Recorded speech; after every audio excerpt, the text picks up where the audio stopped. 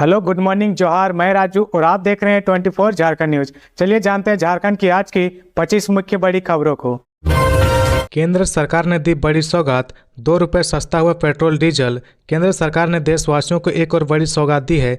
जी हां, खबर सामने आ रही कि केंद्र सरकार ने पेट्रोल और डीजल की कीमतों में ₹2 की कमी कर दी है। इस खबर की जानकारी देते हुए केंद्रीय मंत्री हरदीप सिंह पुरी ने अपने सोशल मीडिया प्लेटफॉर्म पर लिखा है कि पीएम नरेंद्र मोदी ने पेट्रोल और डीजल के दाम ₹2 कम करके फिर से एक बार साबित कर दिया कि करोड़ों भारतीयों के अपने परिवार का हित और सुविधा सदैव उनका लक्ष्य है। केंद्र सरकार की ओर से किया गया ये ऐलान शुक्रवार सुबह 6 बजे से लागू होगा। उससे पहले वर्तमान रेट के आधार पर ही लोगों को पेट्रोल और डीजल मिलेंगे। देश भर में यह फैसला लागू होगा और जिस भी राज्य में पेट्रोल और डीजल अभी जिस कीमत पर मिल रही उसमें अब ₹2 प्रति लीटर की कटौती होगी।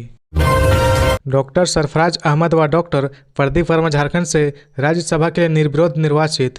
बीजेपी प्रत्याशी डॉक्टर प्रदीप वर्मा और इंडिया गठबंधन के प्रत्याशी डॉक्टर सरफराज अहमद झारखंड से राज्यसभा के लिए निर्विरोध निर्वाचित किए गए हैं। इसकी आधिकारिक घोषणा कर दी गई है। गुरुवार को राज्यसभा चुनाव के लिए नाम वापसी की आखिरी तारीख थी। सत्ता पक्ष व विपक्ष से 2 ही प्रत्याशी थे। इस कारण इनके निर्विरोध निर्वाचित किए जाने की घोषणा कर दी गई है। झारखंड बीजेपी के प्रदेश महामंत्री डॉक्टर प्रदीप वर्मा को पार्टी ने राज्यसभा का उम्मीदवार बनाया था। वहीं झामुमो के पूर्व विधायक डॉक्टर सरफराज अहमद इंडिया गठबंधन से साझा उम्मीदवार बनाए गए थे। झारखंड में 2 राज्यसभा सांसदों का कार्यकाल 3 मई 2024 को पूरा हो रहा है। इसमें कांग्रेस के राज्यसभा सदस्य धीरज प्रसाद साहू और बीजेपी के समीर उरांव हैं।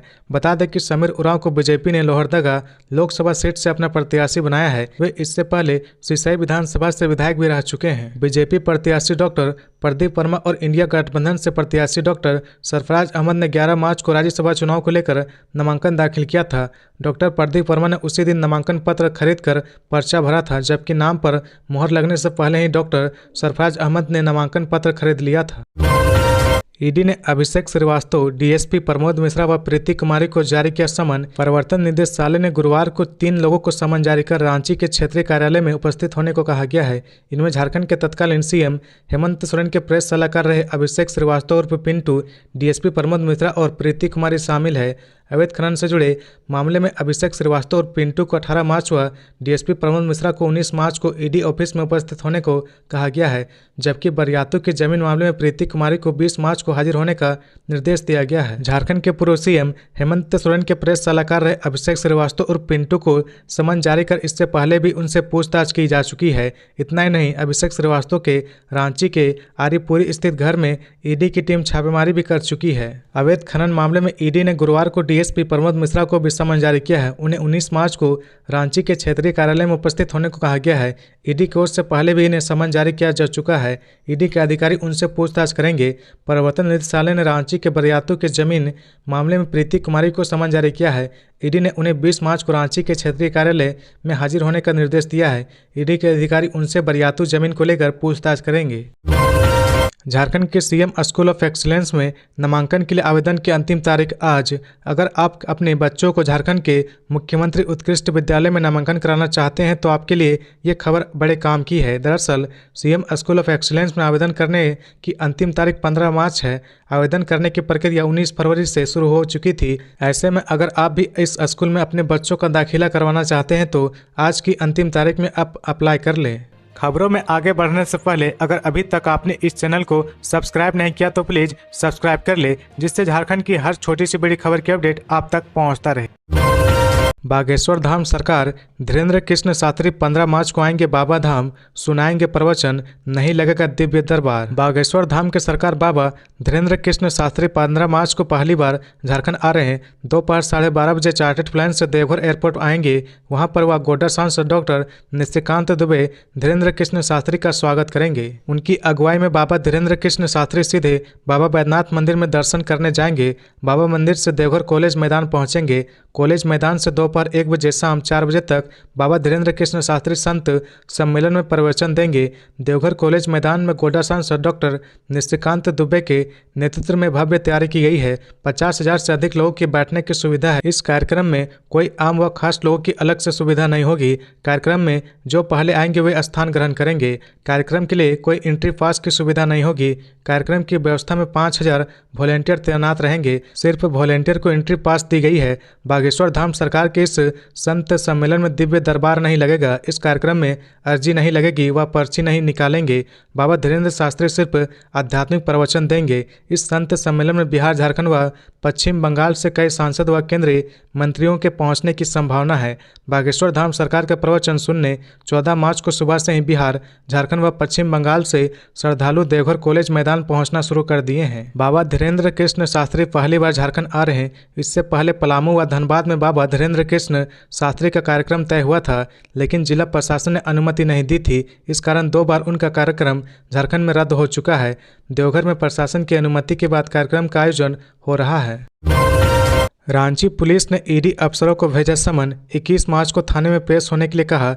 अपर और सहायक निदेशक हैं आरोपी। झारखंड हाईकोर्ट की रोक के बावजूद रांची पुलिस ने प्रवर्तन निदेशालय ईडी के अफसरों को समन भेजा है। समन में ईडी के अपर निदेशक और सहायक निदेशक सहित अन्य अज्ञात लोगों पर आरोप लगाए हैं। सभी को 21 मार्च को सुबह 11 बजे हाजिर होने को कहा गया है। इसके पहले पश्चिम बंगाल में ईडी अफसरों पर एफआईआर दर्ज हुई थी, उन्हें थाने बुलाया गया है। पुलिस ने यह एक्शन पूर्व सीएम हेमंत सोरेन की एफआईआर पर लिया है। ईडी के अधिकारियों को सीआरपीसी की धारा 41A के तहत समन जारी किया गया है। इस एक्ट के मुताबिक 7 साल से कम की सजा वाले अपराध के सिलसिले में किसी व्यक्ति को गिरफ्तार करने से पहले नोटिस जारी किया जाता है। रांची पुलिस ने ईडी अधिकारियों को समन पूर्व सीएम हेमंत सोरेन की ओर से ST/SC एक्ट के तहत दर्ज कराई गई एफआईआर के मामले में भेजा है। हेमंत सोरेन ने एफआईआर में ईडी के अपर निदेशक कपिल राज, सहायक निदेशक देवव्रत झा, अनुपम कुमार, अमन पटेल सहित अन्य अज्ञात को आरोपी बनाया है। हेमंत सोरेन की ओर से 31 जनवरी को यह एफआईआर दर्ज कराई गई थी। इसमें उन्होंने दिल्ली स्थित उनके आवास पर ली गई ईडी की तलाशी को लेकर अधिकारियों पर सवाल उठाए थे। हेमंत सोरेन ने कहा था कि उनके दिल्ली आवास पर ईडी की तलाशी उन्हें और उनके समुदाय को परेशान करने एवं बदनाम करने के इरादे से की गई थी। ईडी के अधिकारियों ने मीडिया को इस बारे में जानकारी लीक की है, जिससे जनता की नज़र में उनकी प्रतिष्ठा कम हो जाए। आज रक्षा मंत्री राजनाथ सिंह के झारखंड दौरा, रांची और चतरा में करेंगे बैठक। रक्षा मंत्री राजनाथ सिंह शुक्रवार को लोकसभा चुनाव को लेकर रांची और चतरा में पार्टी पदाधिकारियों के साथ बैठक करेंगे। राजनाथ सिंह शुक्रवार दोपहर 12 बजे बिरसा मुंडा एयरपोर्ट पहुंचेंगे। यहां से वे हेलीकॉप्टर से सीधे इटखोरी चतरा के लिए रवाना होंगे। भद्रकाली मंदिर में पूजा अर्चना करने के बाद वे चतरा में आयोजित भाजपा के कार्यकर्ता सम्मेलन में शामिल होंगे। दोपहर 3:30 बजे राजनाथ सिंह हेलीकॉप्टर से राजधानी पहुंचेंगे। यहाँ कर्निवाल बैंक्वेट हॉल में प्रदेश पदाधिकारियों, रांची और लोहरदगा लोकसभा क्षेत्र की चुनाव प्रबंधन समिति और कोर कमेटी के सदस्यों व संयोजकों के साथ मंथन करेंगे। इससे पहले चतरा व पलामू की चुनाव प्रबंधन समिति के सदस्यों के साथ उनकी बैठक निर्धारित है। वे शाम 5 बजे दिल्ली के लिए रवाना हो जाएंगे। रक्षा मंत्री के कार्यक्रम को लेकर प्रदेश भाजपा की ओर से तैयारियां पूरी कर ली गई है। रक्षा मंत्री की सुरक्षा को लेकर नेशनल सिक्योरिटी गार्ड की टीम पूरी तरह सतर्क है। गुरुवार को भी टीम के अधिकारियों ने जायजा लिया। कई लेयर की सुरक्षा व्यवस्था होगी। जानकारी के अनुसार रक्षा मंत्री के आगमन के दौरान कारकेट के गुजरने तक लोगों की आवाजाही पर रोक रहेगी। मेरे नाम से सिर्फ एक गाड़ी है और कुछ नहीं, रांची व हजारीबाग में ईडी के रेड पर बोली कांग्रेस विधायक अंबा प्रसाद। कांग्रेस विधायक अंबा प्रसाद ने कहा कि मेरे नाम से सिर्फ एक गाड़ी है जो विधानसभा से फाइनेंस कराई हूं। मेरे वेतन से उसकी किस्त कटती है। इसके अलावा मेरे नाम से कोई चीज़ नहीं है। ईडी की छापेमारी में मेरे घर से कुछ भी नगद राशि बरामद नहीं हुई है। अंबा प्रसाद गुरुवार को हजारीबाग के हुरुरू स्थित अपने आवास पर पत्रकारों से बातचीत कर रही थी। विधायक ने कहा कि मेरे राजनीतिक छवि को विरोधियों द्वारा खराब किया जा रहा। अफवाहों और विरोधियों के सूत्रों के हवाले से गलत खबर फैलाई जा रही। मीडिया से अनुरोध है कि किसी भी खबर व जानकारी के लिए कागजी दस्तावेज या हमसे संपर्क कर उस संबंध में जानकारी लें। विधायक अंबा प्रसाद ने कहा कि कई एकड़ जमीन की मालकिन, नगद राशि बरामद और मुंबई में संपत्ति होने की बात बिल्कुल ही गलत है। ईडी ने जब छापेमारी की तो मेरे पास 1400 रुपये थे, जिसे छोड़ दिया गया। इसके अलावा ईडी जनता से जुड़े कई आवेदन मेरे घर से जब्त कर ली गई है। जनता के स्वास्थ्य, विकास और अन्य मामलों में संबंधित जो आवेदन लिखे हैं उन्हें भी ईडी ने जब्त कर लिया है। मेरे घर से कोई संदिग्ध चीज बरामद नहीं हुई है। विधायक अंबा प्रसाद ने बताया कि ईडी की टीम ने मेरी छोटी बहन जो मुंबई में पढ़ाई कर रही है उसके पीजी में भी तलाशी ली। अब पीजी के मालिक भी उसे घर छोड़ने के लिए कह रहे। मेरे दादी माँ और परिवार के वैसे लोग जिन्हें राजनीति से कोई सरोकार नहीं है, इन कार्रवाई से वे भी लोग काफी घबरा गए हैं। इन सभी का मोबाइल जब्त कर लिया गया है। आरपीएफ ने ऑपरेशन के तहत 2 नाबालिगों को बचाया, महिला मानव तस्कर को किया गिरफ्तार। आरपीएफ ने रांची रेलवे स्टेशन में ऑपरेशन आहट के तहत छापेमारी कर महिला मानव तस्कर 46 वर्षीय सुशीला खेक को गिरफ्तार किया है। सुशीला सिमडेगा जिले के कुरडेग थाना क्षेत्र की रहने वाली है। आरपीएफ ने महिला के पास से गुमला निवासी 12 वर्षीय नाबालिग लड़की व छत्तीसगढ़ के विश्रामपुर निवासी एक नाबालिग लड़का को बरामद किया है। गिरफ्तार महिला को आरपीएफ ने आगे की कार्रवाई के लिए कोतवाली एएसटीओ थाना की पुलिस को सौंप दिया गया। वहीं दूसरी ओर नाबालिग लड़की को CWC के आदेश पर बालिका आश्रय गृह और नाबालिग लड़के को बालक आश्रय गृह भेज दिया गया। आरपीएफ अधिकारियों के अनुसार गिरफ्तार महिला सुशीला ने पूछताछ में खुलासा किया कि उसे गुमला की महुआडीह गांव निवासी महिला सुनीता तिर्की ने दोनों बच्चों को दिल्ली ले जाने के लिए कहा था। इस वजह से वह दोनों बच्चों को दिल्ली ट्रेन से ले जाने के लिए रांची रेलवे स्टेशन पहुंची थी। उसे प्रत्येक नाबालिग को दिल्ली पहुंचाने के लिए 5-5 हज़ार रुपये मिलते हैं। गिरफ्तार महिला के अनुसार सुनीता तिर्की झारखंड और छत्तीसगढ़ से गरीब लड़के लड़कियों को अवैध रूप से दिल्ली ले जाकर मानव तस्करी करती है। सुनीता तिर्की को पूर्व में आरपीएफ ने गिरफ्तार किया था, फिर उसे गुमला एएसटीओ थाना को सौंप दिया गया था। थाने में उसके खिलाफ 26 जून 2021 को केस भी दर्ज हुआ था। हाईवे की टक्कर से बाइक सवार शख्स की मौत, हादसे में भांजा घायल। बड़कागांव हजारीबाग मुख्य मार्ग पर सड़क हादसे में एक व्यक्ति की मौत हो गई। हादसे में एक अन्य व्यक्ति घायल हो गया। बताया जा रहा है कि तेज रफ्तार हाईवे ने बाइक को टक्कर मार दी। मृतक की पहचान बड़कागांव के ठाकुर मोहल्ला स्थित भुइयां टोला निवासी मुकेश भुइयां के रूप में की गई है। दुर्घटना में मृतक का भांजा अनिल भुइयां जख्मी हो गया है। हादसे के बाद आक्रोशित ग्रामीणों ने बड़कागांव हजारीबाग मुख्य मार्ग को जाम कर दिया। ग्रामीण मृतक के परिजनों को मुआवजा और नौकरी की मांग कर रहे थे। परिजनों ने बताया कि मुकेश और उनके भांजे अनिल हजारीबाग स्थित बंधन बैंक में लोन की किस्त जमा कर वापस बड़कागांव लौट रहे थे। इसी दौरान एनटीपीसी के त्रिवेणी सैनिक लिमिटेड का हाईवा उनकी बाइक को टक्कर मारकर भाग गया। हादसे में मौके पर ही मुकेश भुइयां की मौत हो गई, वहीं भांजा अनिल जख्मी हो गया। परिजनों का कहना है कि मुकेश अपने पीछे पत्नी सहोदरी 23 वर्षीय बेटी सविता कुमारी, 21 वर्षीय बेटे परवीन कुमार और 19 वर्षीय सुनील कुमार को छोड़ गए हैं।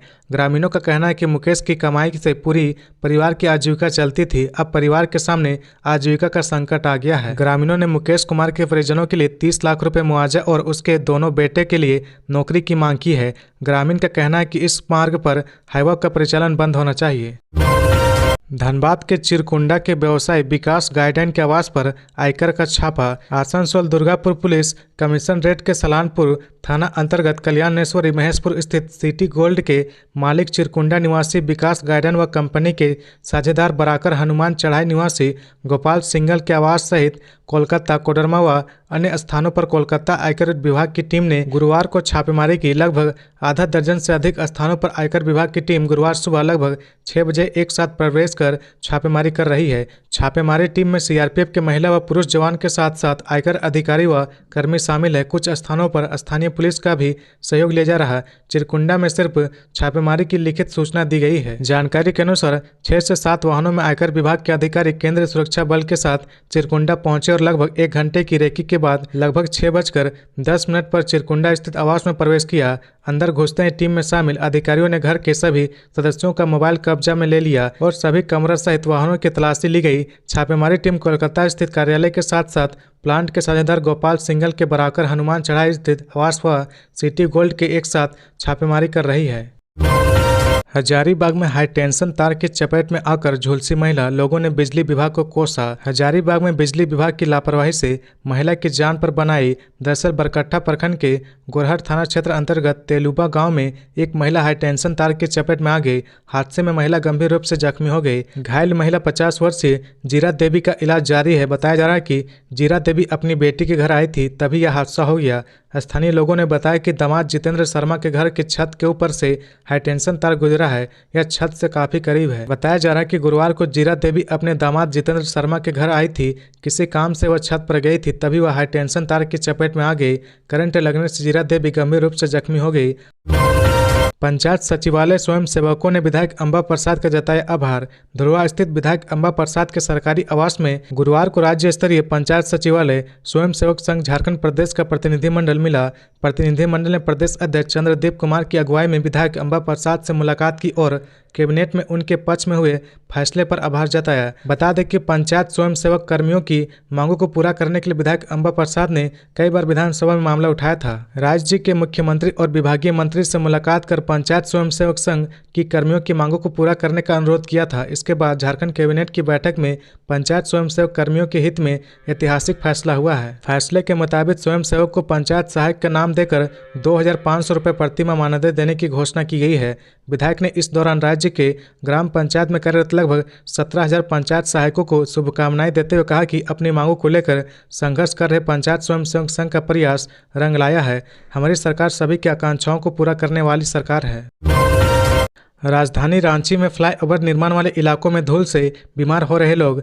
राजधानी रांची में जिन इलाकों में फ्लाईओवर का निर्माण हो रहा है वहां अत्यधिक धूल उड़ने से लोग बीमार हो रहे हैं। आज चेंबर भवन में ट्रैफिक उप समिति की बैठक में इस बात की जानकारी दी गई। बता दें कि चेंबर भवन में आज शहर में जाम की समस्या से हो रही परेशानी पर बैठक हुई। उप समिति चेयरमैन मुकेश पांडे ने जाम की समस्या से ग्रसित इलाकों का क्षेत्रवार उल्लेख करते हुए प्रशासन के स्तर पर सुधार के लिए सदस्यों से सुझाव मांगा। कहा गया कि किसी भी शहर की लाइफलाइन यातायात व्यवस्था ही है।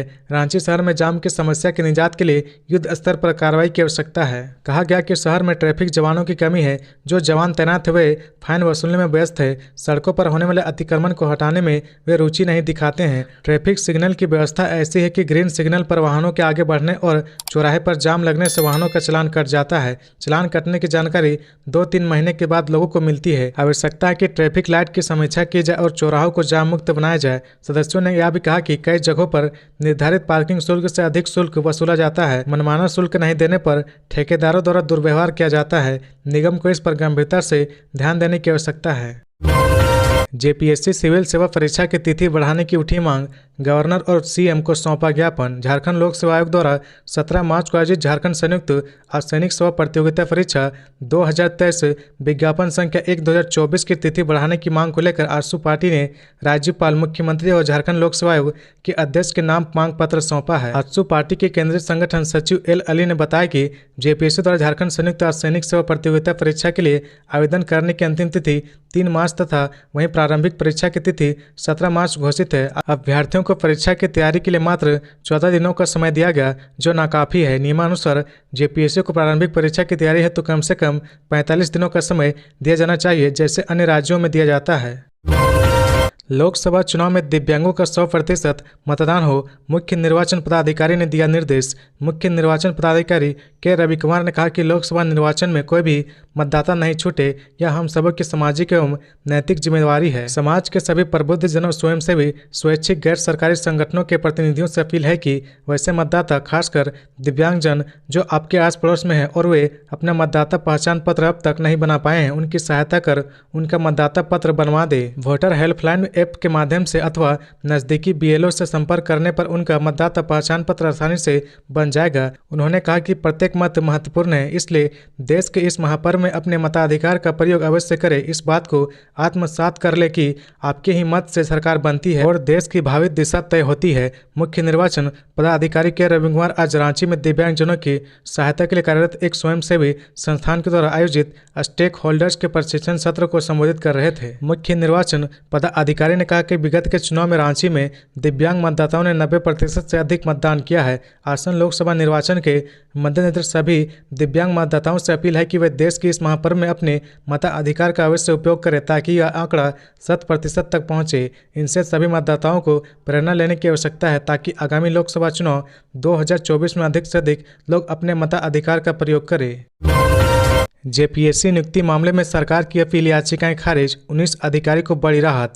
झारखंड हाईकोर्ट ने प्रथम व द्वितीय जेपीएससी संयुक्त सिविल सेवा प्रतियोगिता सहित 12 परीक्षाओं की सीबीआई जांच तथा राज्य सरकार की ओर से दायर अपील याचिकाओं पर सुनवाई की। जस्टिस रंगन मुखोपाध्याय और जस्टिस रोशन की खंडपीठ ने सुनवाई के दौरान राज्य सरकार व सफल अभ्यर्थियों का पक्ष सुना। इसके बाद खंडपीठ ने राज्य सरकार की ओर से दायर 10 अलग अलग अपील याचिकाओं को खारिज कर दिया। खंडपीठ ने कहा कि कई प्रतिवादियों की सर्विस को राज्य सरकार ने कन्फर्म किया है, उन्हें प्रोन्नति भी दी गई है। सुप्रीम कोर्ट के आदेश के आलोक में प्रतिवादी नौकरी कर रहे हैं। खंडपीठ ने एकल पीठ के वर्ष 2011 के आदेश को बरकरार रखते हुए राज्य सरकार की अपील याचिकाओं को खारिज कर दिया। इससे पूर्व प्रतिवादियों की ओर से अधिवक्ता राजेंद्र कृष्ण ने पैरवी की। झारखंड लोक सेवा आयोग जेपीएससी की ओर से अधिवक्ता संजय पिपरवार ने पक्ष रखा। उल्लेखनीय कि प्रार्थी राज्य सरकार की ओर से 10 अलग अलग अपील याचिकाएं दायर कर एकल पीठ के आदेश को चुनौती दी गई थी। एकल पीठ ने वर्ष 2011 में प्रार्थियों की याचिका को स्वीकार करते हुए सेवा से बर्खास्त करने संबंधी राज्य सरकार के आदेश को निरस्त कर दिया था तथा पुनर्बहाल करने का आदेश दिया था। राज्य सरकार ने 10 अगस्त 2010 को मुकेश कुमार महतो, रवि कुमार खुजूर, हरि उराव, कुमारी गीतांजलि, प्रशांत कुमार लायक, प्रकाश कुमार, विनोद राम, लाल मौजनाथ, सहदेव, राधा प्रेम किशोर सहित 19 अधिकारियों को सेवा से बर्खास्त कर दिया गया था। अधिकारियों ने रिट याचिका दायर कर बर्खास्त आदेश को चुनौती दी थी।